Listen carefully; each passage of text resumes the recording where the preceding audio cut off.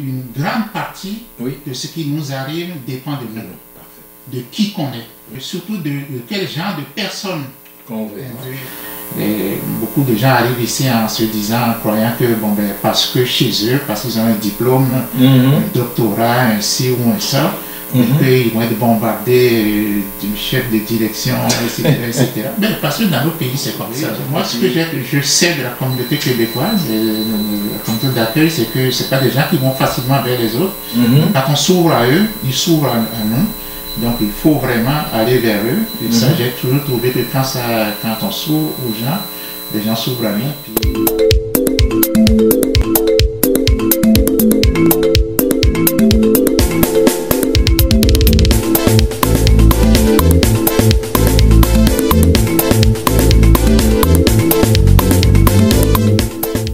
Chers spectateurs, chers téléspectateurs, bonjour. Bienvenue à l'émission La Voix des Aînés. Votre émission, bien sûr, à travers laquelle vous découvrez les aînés, nous découvrons leur expérience et bien sûr les réalités qu'ils traversent aujourd'hui en tant que doyens. Nous avons le plaisir de recevoir aujourd'hui M. Georges Gambanzo. Georges Gambanzo, il est d'origine béninoise. Ça fait autour de 48 ans qu'il est ici, à Québec.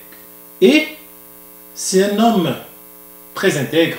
C'est un homme qui a passé le plus grand de son temps à travailler autant dans le public que dans le privé.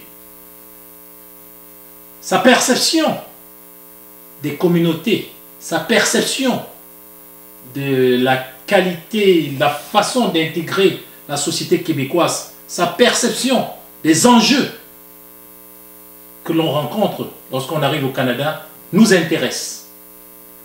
Et avec beaucoup de plaisir, il a dit oui à partager cela avec nous. Nous allons discuter avec lui et bien sûr apprendre peut-être quelque chose de nouveau. Bonjour Georges et merci d'être sur le plateau avec nous. C'est un plaisir, Flora. Merci beaucoup de m'avoir invité. Comment ça va? Ça va très bien. Pour ceux qui ne vous connaissent pas et qui aimeraient en un mot vous connaître, qu'est-ce que vous pouvez rajouter à ce que j'ai dit? Ben, ce que je peux rajouter, c'est que c'est vrai que je réside au Canada depuis 48 ans maintenant. Je suis arrivé en 1974 dans le cadre de bourse, de la deuxième promotion de bourse, bourse d'étudiants que le gouvernement canadien offrait à des pays africains. Donc moi, je faisais partie de la deuxième promotion. On était 15 de différents pays d'Afrique de l'Ouest surtout. Une élite alors? Ben, on peut dire, ben, je ne sais pas si on était élite, mais je peux expliquer comment c'est arrivé tout ça. Parce qu'avant nous, ils étaient 5 seulement. Puis après nous, ben, le programme a été modifié. Non, pas modifié. Oui, modifié. Bonifié. A été modifié, mais a été arrêté. Le programme tel qu'on l'avait connu a été arrêté, modifié, c'est vrai, là, pour faire venir plutôt des fonctionnaires qui étaient en poste déjà et qui venaient ici simplement pour à peu près 2 ou 3 sessions pour renforcer leur formation dans certains domaines. Donc, mais c'est ça, c'est comme ça que moi je suis arrivé ici. Et si bon, évidemment, dans le temps, je connais pour le Bénin, on choisissait les meilleurs de chaque promotion. Donc, il s'est fait que j'étais le meilleur de mon lycée. Et puis, ben voilà, donc, je me suis retrouvé au Canada sans l'avoir demandé. Alors, vous êtes arrivé au Canada sans l'avoir demandé. Et nous, on aimerait comme ça savoir, beaucoup de personnes arrivent comme ça, et certains intègrent facilement, d'autres pas. Alors, si on vous demandait de nous parler de vos difficultés, parlez-nous de votre parcours exactement, les difficultés, les solutions d'intégration quand vous êtes arrivé. Pour bien comprendre mon parcours, je vais commencer parce que ça a été important, mon parcours, disons, en tant qu'étudiant, parce qu'on était venu pour étudier. Donc, moi j'ai fait le bac, et la maîtrise en génie à l'Université Laval. J'ai obtenu le baccalauréat en 1974, la maîtrise en 82. Et puis plus tard, j'ai continué avec le doctorat en sciences de l'eau à l'INRS, Institut national de la recherche scientifique dans le domaine de l'eau, avec un doctorat en 90. Alors, comme parcours, je pourrais parler de mon parcours professionnel. Donc, parce que c'est tout ça, enfin, moi je trouve que tout ça compte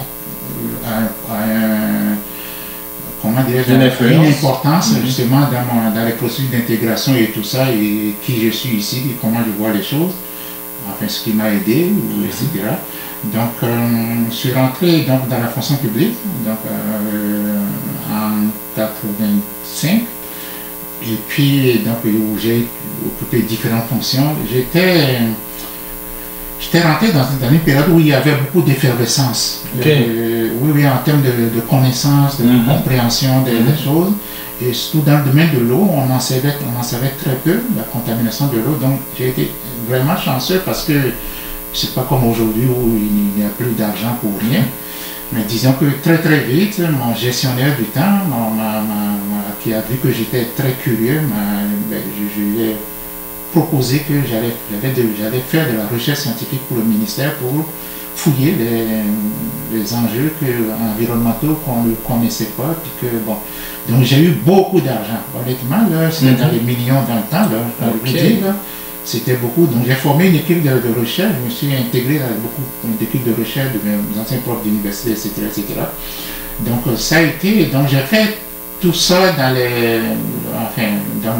jusqu'à en 2021, donc jusqu'à il y a environ 18 mois, donc j'ai travaillé dans la fonction publique. J'ai pris une retraite dans la fonction publique, puis une semaine plus tard, j'ai joint les rangs d'une firme de consultants, donc toujours à temps plein, qui est une des plus grandes firmes de consultants au monde. Donc nous sommes 66 000 employés aujourd'hui. Je dis ça parce que c'est important aussi, ben on va en parler. Et puis, c'est ça. Et pendant que j'ai travaillé dans la fonction publique à temps plein, je travaillais à temps partiel pour des firmes de consultants, des firmes québécoises en Afrique. Donc, ça m'a amené à réaliser des mandats dans 9 pays d'Afrique. Toujours dans le domaine de l'eau et de l'environnement. Donc tout ça me préparait un peu à tout ce dont je vais vous parler plus tard.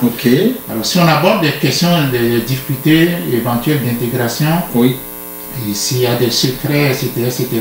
Moi, honnêtement, je n'ai pas eu beaucoup de difficultés. Évidemment, je venais d'arriver dans les années 70. Quand je suis arrivé, il n'y avait pas beaucoup de Noirs, pour être honnête, là, il n'y en avait pas beaucoup. Mais à Montréal, il y avait des Haïtiens, etc. Mais des Africains, il y en avait très très peu. Et donc, à part, il a fallu m'adapter à la société québécoise, aux valeurs, comment les gens vivent ici et tout ça. On découvre ça pour la première fois. Mais j'ai pas eu de difficulté vraiment. Et il y a, parce qu'il y a beaucoup de choses, il y a un certain nombre de choses qui m'ont aidé, je pense. D'abord, moi je suis quelqu'un qui va facilement vers les autres.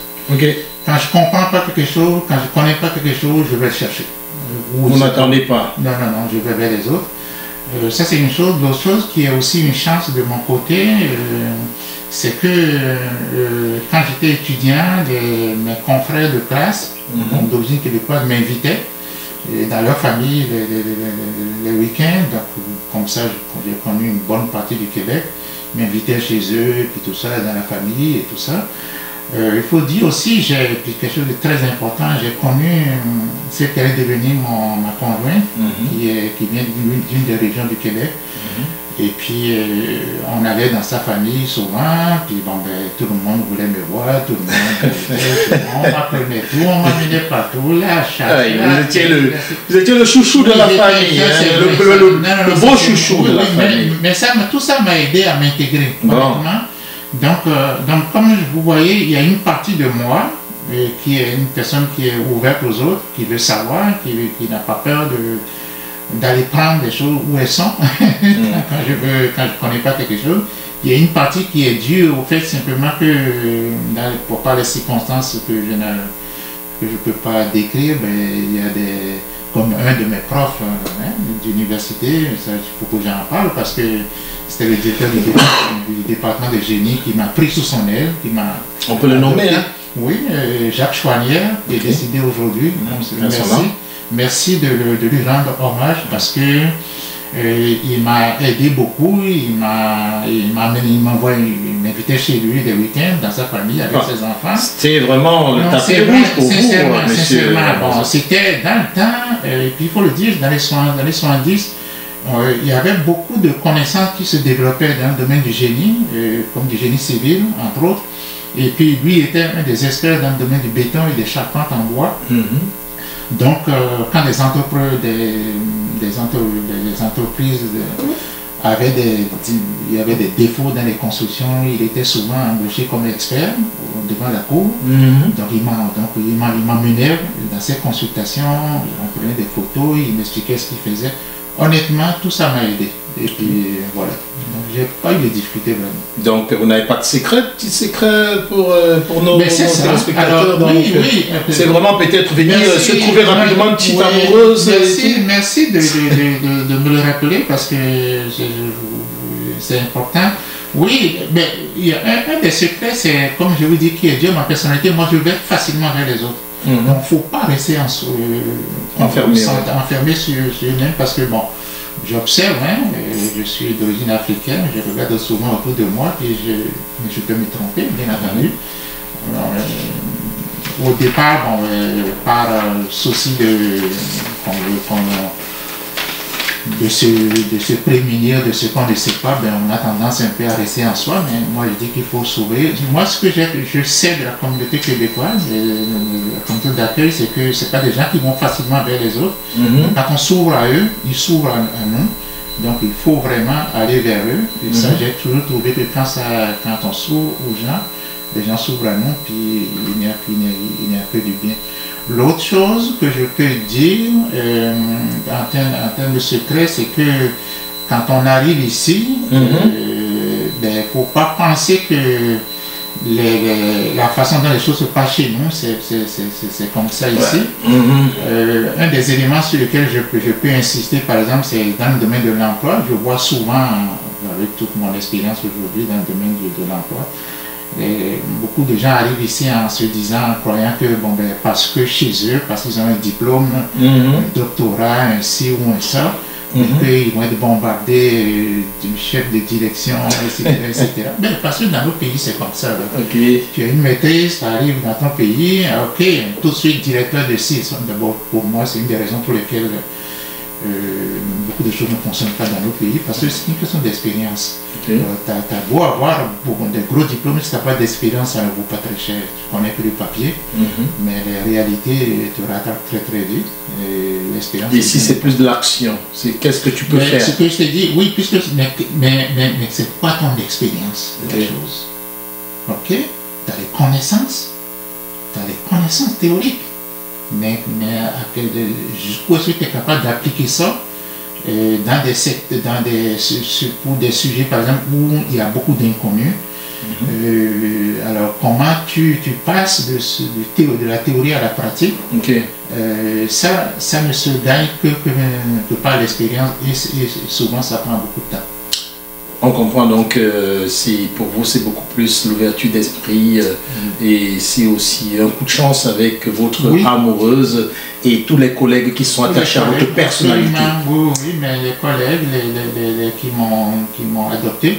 Donc pour ça, sûrement que j'avais quelque chose en moi qui fait que les gens me trouvaient, je ne sais pas, intéressant à côtoyer. J'ai aucune idée. Est-ce que le Canada, c'était un pays pour vous qui était déjà dans votre ligne de mire? Vous aviez déjà prévu de venir au Canada ou bien qu'est-ce qui vous amène? Non, c'est ça. Vos motivations? Pourquoi pas d'autres pays? Ben, c'est ça. Comme je vous dis, je n'ai pas choisi.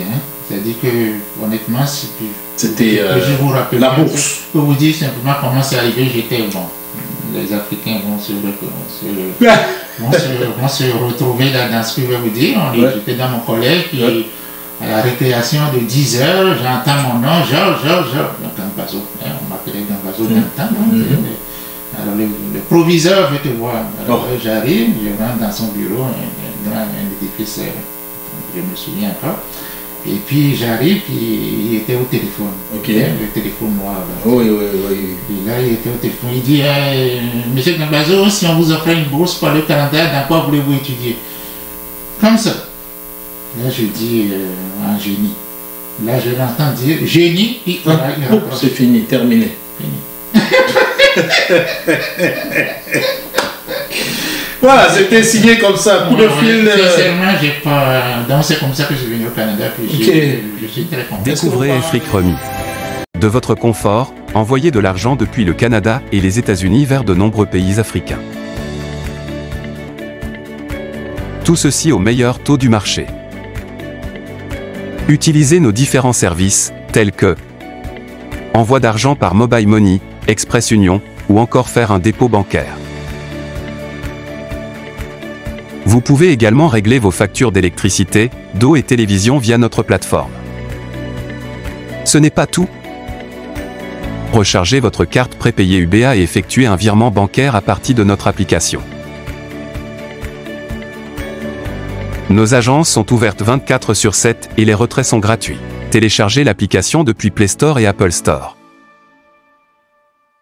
Moi, je viens d'une famille très pauvre, que sans ça, jamais je me serais retrouvé avec une bourse. Je connais plusieurs qui sont venus avec moi, dont les parents étaient excessivement pauvres. Et puis, ouais. Quand vous êtes arrivé ici, vous êtes arrivé à Québec directement, et puis vous avez commencé à travailler dans le secteur public. Oui. Mais, selon votre explication, vous vous êtes retrouvé dans le secteur privé. Oui. Vous avez cette expérience-là d'avoir fait ces deux secteurs, et je pense que beaucoup de personnes qui nous écoutent aujourd'hui ont encore ce doute-là. Notre question est directe. Oui. Aujourd'hui, des deux côtés, vous direz quoi? Public ou privé? Et pourquoi? Je vais vous dire, moi je ne suis pas ici pour conseiller personne. Je parle de moi, de mon expérience, et de qui je suis. Okay? Moi, le public n'a jamais été au départ mon secteur favori. C'est-à-dire que j'ai toujours su que j'étais fait pour travailler dans le privé. Et les gens, quand je dis ça, les gens demandent toujours, et même quand j'étais au public, oui, mais alors qu'est-ce que tu as fait ici? Pourquoi tu as travaillé ici pendant 30 ans? Et même quand je suis allé dans le privé, aux entrevues, on me posait la question comme... oui, mais je vais vous expliquer. Donc, quand j'ai terminé mes études, il y avait des crises économiques terribles. Donc, le premier secteur qui m'a ouvert la porte, c'était le secteur public. Je suis rentré là, mais j'aime le travail, j'aime servir les autres. Donc, honnêtement, ce qui m'a motivé pendant ces 30 années dans le secteur public, c'est le fait d'avoir la conviction que je servais les Québécois. Et je peux dire que je l'ai fait de façon extraordinaire. Parce que dans mes prises de position, dans ma façon de travailler, c'était toujours l'humain, l'humain qui on rend service et au centre de mes préoccupations. Mais comme je vous ai dit, j'ai trouvé très rapidement des opportunités dans le secteur privé et je travaille à temps partiel. Et j'étais vraiment, je vous dis, j'ai été très chanceux dans ma vie parce que j'avais des gestionnaires au secteur public qui me laissaient partir quand j'avais des mandats. Donc je partais pour des congés sabbatiques, donc j'allais travailler dans le secteur privé, des mandats de 2-3 mois, puis je revenais. Donc et ça, c'est pas donné à tout le monde. Honnêtement, là, je ne veux pas dire que bon, moi, tout est facile pour moi, puis que c'est tout le monde, ça peut être la même chose pour tout le monde. J'ai été vraiment, dans ma vie, j'ai rencontré des gens qui m'ont beaucoup soutenu, mais je pense qu'il y a aussi une partie qui est de moi, parce qu'il me le disait. Mais Georges, par exemple, des fois, par exemple, où je demandais un congé, c'est arrivé qu'on m'a dit, oui, mais je ne peux pas te le refuser, parce que tel mandat que je t'ai confié, tu as fini ça depuis un peu de temps, puis en attendant qu'il prenne une décision, ça va prendre 4-5 mois, tu vas déjà revenir. Donc pour répondre à ma question, vous direz quoi? S'il fallait donner un conseil en conseil privé public? Merci encore de me le rappeler, parce que quand je commence à parler, je n'en avais plus. Alors, c'est ça. Alors, pour moi, c'est une question de personnalité. Alors, puis je vais vous dire, si on est, selon moi, si on est quelqu'un qui n'aiment pas le stress, qui aiment, qui aiment une vie simple, pas trop de stress, pas trop on se casse pas trop la tête, comment dirais-je, les échéanciers sont élastiques, mais c'est pas grave. Surtout si vous êtes dans un secteur d'activité qui est un peu politique, mais que quelqu'un passe toujours en arrêt debout, qui approuve ce que vous dites, tu ne dois pas dire ça parce que politiquement ça ne paraît pas bien, puis c'est puis ça, puis qui corrige, puis bon, vous n'êtes pas valorisé pour ce que vous faites, parce que tout le monde est mis sur le même pied, puis tout le monde avance, c'est ça dans le privé, dans le public, là. Chaque année, tout le monde avance de 1%, de 1,5%, puis tout le monde est pareil, là. Tu as travaillé plus fort que les autres, mais c'est pas grave. C'est pas grave. Tu travailles, tu avances au même rythme que tous les autres. Si tu aimes ça, puis c'est parfait, le secteur public est fait pour toi. Mais si au contraire, tu es motivé par parce qu'il y a un stress, il y a un stress qui est motivant. Moi, ça l'est, là. Quand je vis du stress, ben, je réfléchis plus vite parce que j'ai pas de temps à perdre. Je vais à l'essentiel parce que c'est ça. Il y a un certain niveau de stress qui est positif selon moi. Si tu es du genre qui apprécie qu'on fasse confiance à ce que tu dis parce que c'est toi l'expert, etc., puis qu'on te donne des promotions ou pas des faveurs, mais des augmentations de salaire parce que tu as donné un bon rendement dans l'année, puis ton employeur en a profité.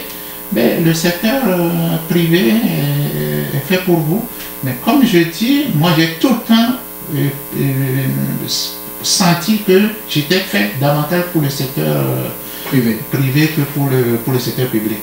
Monsieur Ramazou. Ouais. Ben, l'autre, je pourrais ajouter une chose, par exemple, je sais que souvent les gens me disent oui, mais dans le secteur, la question c'est est-ce que dans le secteur privé, les avantages sociaux sont les mêmes, les congés, la fameuse histoire pension de retraite.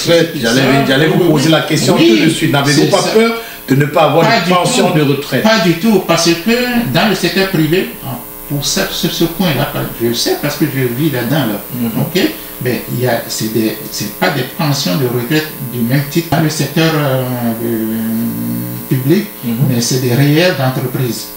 Alors donc c'est l'équivalent de donc il n'y a pas de grosse différence. Pas du tout, absolument. Ce que j'essaie de dire dans tout ça, et le message que je veux véhiculer à tous ceux qui nous écoutent, c'est qu'une grande partie de ce qui nous arrive dépend de nous, de qui qu'on est. Moi, je crois au fait sincère qu'il faut avoir une vision, il faut avoir une vision de où on veut être, puis surtout de quel genre de personne on veut être. Puis on travaille dans ce sens-là, et ça fait que si les choses,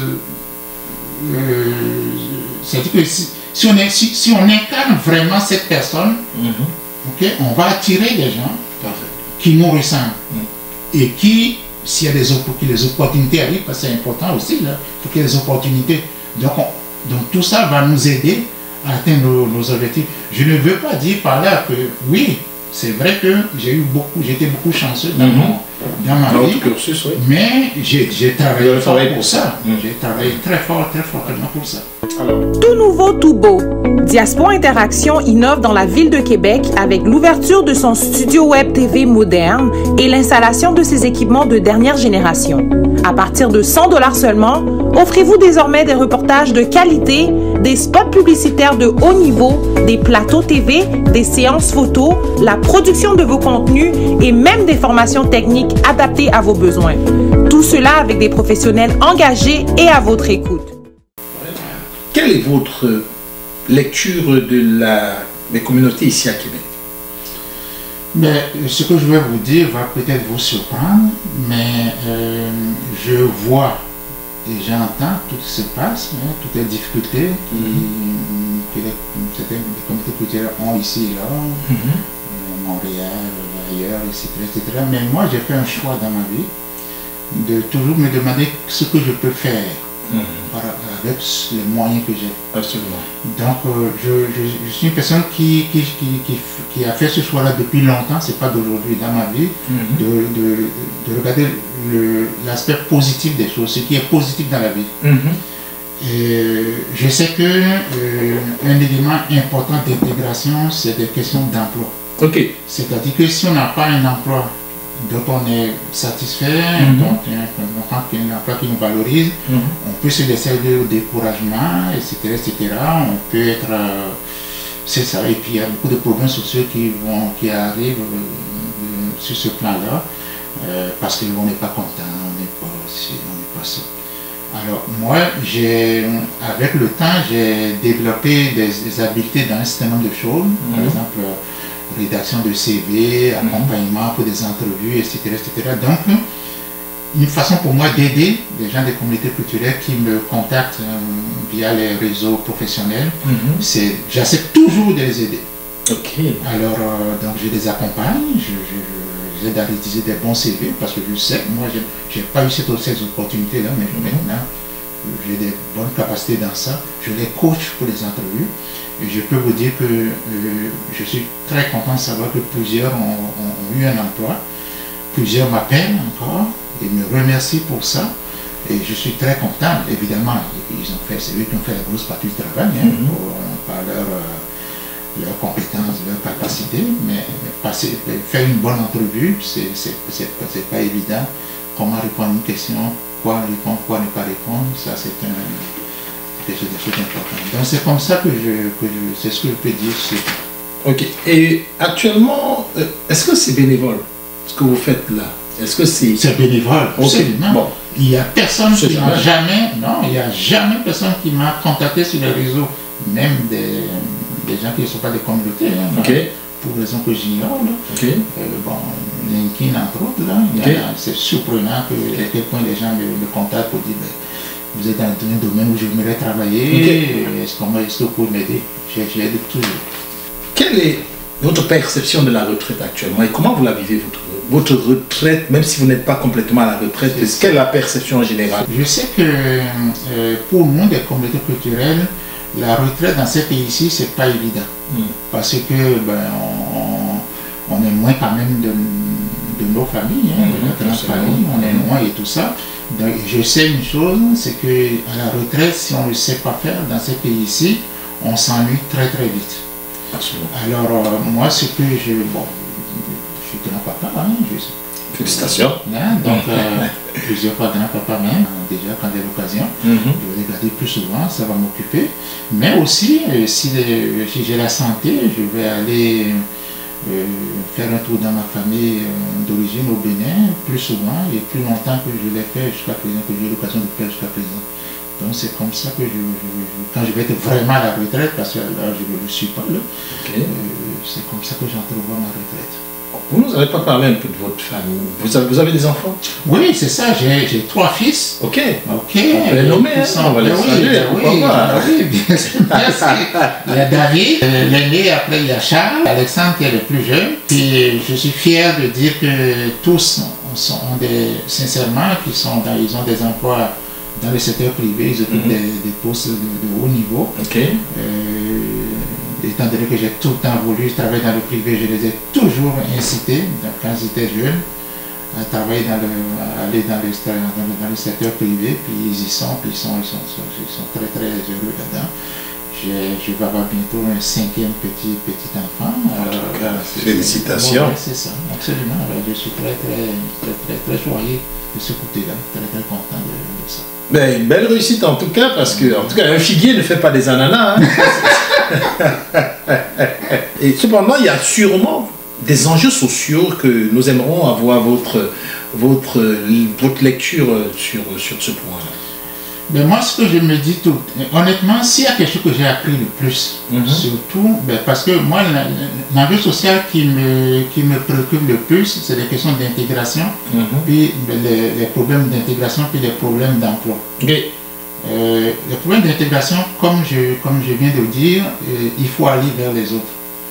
Il faut pas rester dans son coin, il faut aller vers les autres, ça c'est très très important. Puis avoir une attitude qui est positive dans le sens où ce que l'on dit, parce que, et ça je vous le dis par expérience, quand ça va moins bien, ce que l'on dit à nos enfants, de la manière dont on interprète les choses, la manière dont on voit la société d'accueil, la manière dont on voit les autres, tout ça influence nos enfants. Et puis donc, puis de façon positive ou négative. Donc nous avons une responsabilité énorme. Alors, donc ça c'est la question d'intégration. La question d'emploi, comme je dis, c'est que faut pas penser que, comme je dis, parce qu'on a un diplôme X, Y, Z, on arrive puis on veut être directeur. Mais non, alors, ça marche pas. Non, mais restons dans nos pays d'origine. Si tu veux être directeur en finissant tes études, ben, on retourne là-bas. Maintenant, ici, c'est non. C'est quelle expérience tu as. Alors voilà, donc c'est vraiment ça, en termes d'enjeux sociaux, c'est ça que je veux dire. Mais moi, ce que j'ai appris le plus dans tout ça, dans la vie, c'est que tu as beau avoir des compétences, des habiletés techniques, il faut qu'il y ait des opportunités. Donc si les opportunités se présentent, il ne se passera rien. Alors, donc, puis les opportunités, on n'a aucun contrôle là-dessus. Vous êtes au crépuscule de l'emploi avec le public. Maintenant, vous avancez vers le crépuscule de l'emploi privé. Oui. Il y a sûrement des points positifs, des points négatifs. De quoi êtes-vous le plus fier? Dans le domaine de l'emploi? Oui. Ok. Ben, honnêtement, je vais vous dire, mais encore une fois, quand je parle de ces choses-là, c'est parce que vous me posez des questions. Absolument, on veut savoir. Moi, je ne cache rien. Là. Ouais. Puis ceux qui me connaissent le savent. C'est-à-dire que ce dont je suis le plus fier, c'est. Je ne vais commencer par parler d'un trait de caractère chez moi. Un trait de caractère qui est de la persévérance. C'est quelqu'un d'extrêmement persévérant. Ce que je veux dire par là, c'est que puis je peux vous raconter une anecdote qui a modulé ma vie jusqu'à aujourd'hui. Donc, quand je suis rentré dans le secteur public, je vous dis ça rapidement comme ça, mais c'est très important pour moi. C'est que très vite, je me suis rendu compte que je ne pourrais jamais avoir l'impact que je souhaitais avoir, j'aimerais avoir. Et que tout était. Je voyais ça, mais je le sais, c'est comme ça. J'ai fait 30 ans là-dedans, dans la fonction publique. Là. Il n'y a rien qui bouge, il n'y a rien qui bouge. Bon. Okay? Puis, donc, puis je ne suis pas gêné de le dire, hein, tout le monde le sait, là, de toute façon. Donc, on était, donc ça faisait 6 mois à peu près, à la pause de 10 heures. Un de mes collègues de travail qui avait déjà 25 ans dans la fonction publique, qui j'ai su plus tard en le côtoyant que c'est un sage. Donc il s'assoit à côté de moi et il me pose la question: comment ça va, Georges? Là je lui dis: ça va mal. Non, je lui raconte ça: oh, ça ne marchera jamais, je ne pourrai jamais venir changer. Et il m'a dit quelque chose qui a modulé ma vie depuis ce temps-là jusqu'à aujourd'hui. Il m'a dit, il me pose la question, il dit: Georges, il dit, veux-tu travailler au ministère? Je dis oui, sans aucune hésitation. Et il me dit: alors, si tu crois en une idée, si tu crois en quelque chose, par exemple il y a un dossier que ça doit se mener de telle façon, il dit: dis-le aussi fort que tu peux le dire, jusqu'à ce que tout le monde en vienne à la même idée que toi.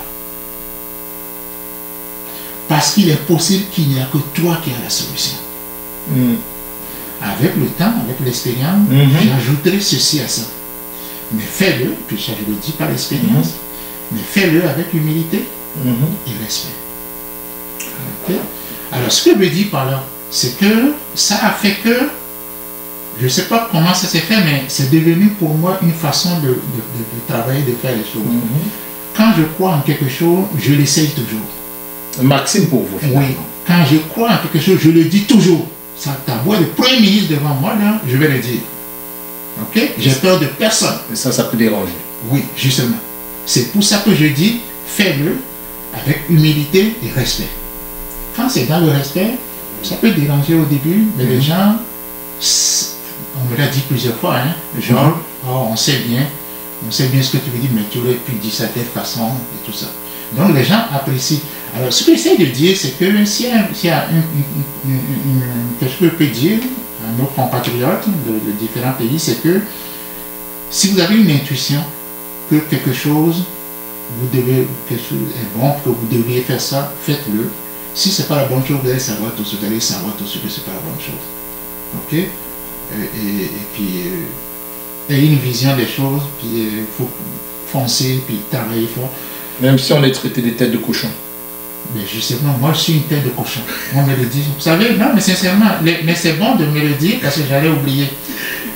Une quinzaine, une vingtaine d'années plus tard, je rencontre un ancien collègue de travail dans les corridors du ministère. Puis il dit, Georges, hey, sais-tu comment on t'appelle sais-tu c'est quoi ton surnom au ministère?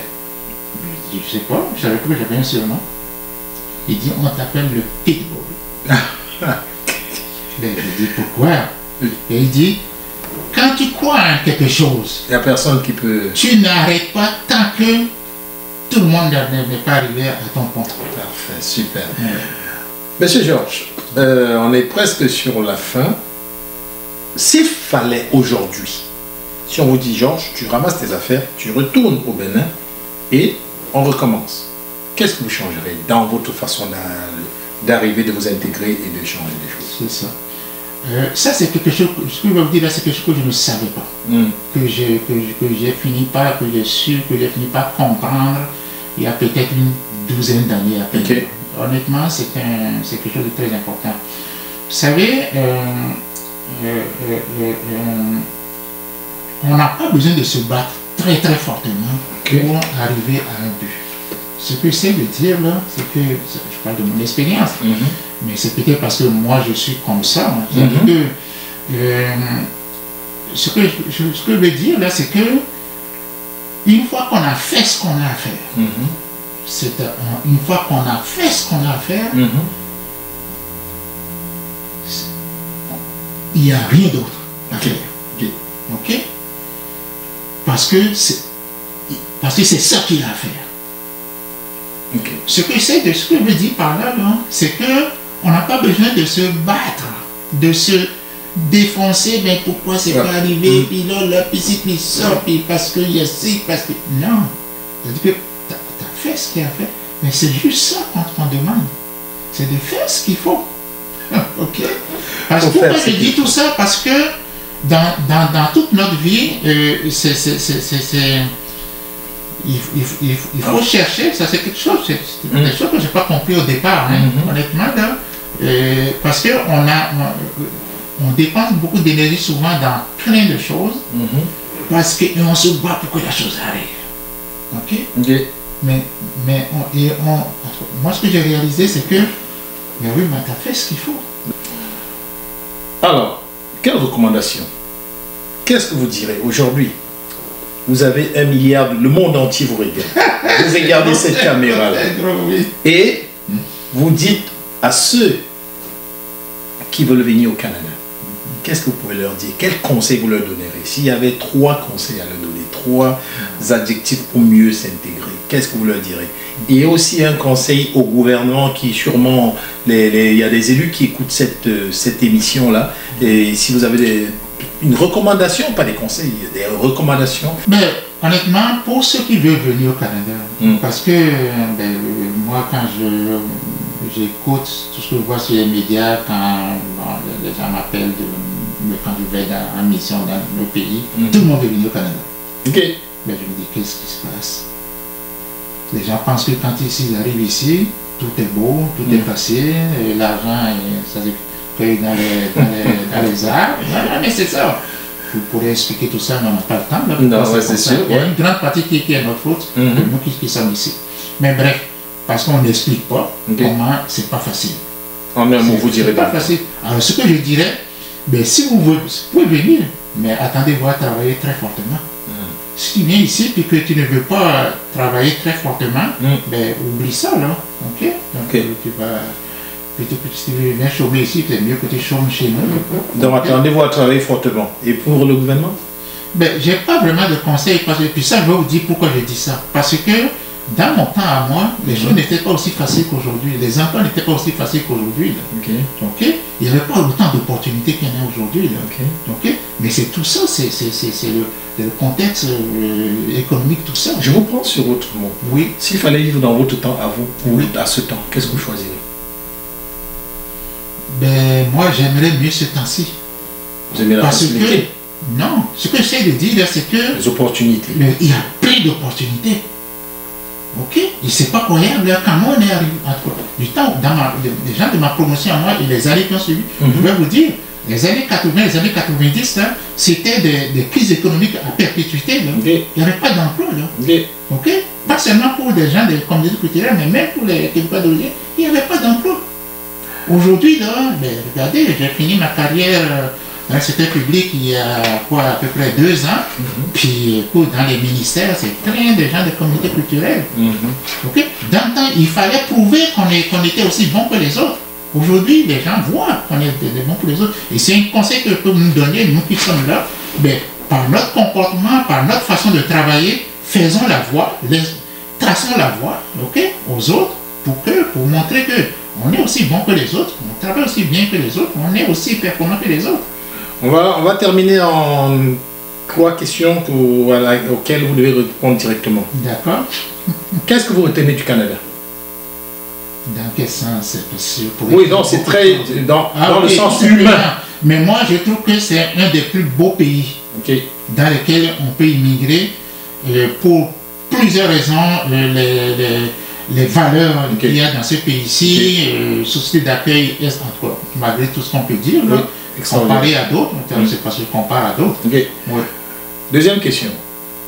Si vous étiez un animal, qu'est-ce que vous seriez? Oh mon Dieu, j'ai jamais pensé à ça. Je n'ai aucune idée, je ne sais pas. Vous ne savez pas? Non, sincèrement. Qu'est-ce que vous aimeriez être? Un animal. Je ne sais pas, mais je serais un humain. Ça marche pas. Ça prend une réponse. Ça nous prend une réponse. La plupart de nos invités ont toujours eu cette hésitation. Oui, un animal. Si j'avais su, j'aurais pensé. Sincèrement, j'ai aucune idée. Mais vous connaissez beaucoup d'animaux. Vous serez quoi? J'essaierai d'être un animal qui aime tous les autres. Lequel vous faites? Je ne sais pas, mais je peux décrire cet animal-là. Ok, parce que c'est vraiment moi. Moi, j'aime tout le monde. Ok. Et puis, j'aime tout le monde. S'il y avait un animal là, qui aime tous les autres animaux qui sont autour de... Si vous pouviez changer quelque chose dans le monde, qu'est-ce que vous changerez tout de suite? Pensez pas trop. La paix dans le monde. Vous aimeriez la paix dans le monde entier? La paix dans le monde entier, oui. Ok. Et si vous étiez un repas? Un repas, il y a beaucoup de repas de chez nous. Monsieur Garmazo, vous ne répondez pas à ma question. Je vais vous expliquer. Non, monsieur Garmazo, répondez à ma question. Oui. Un repas. Je vais vous expliquer.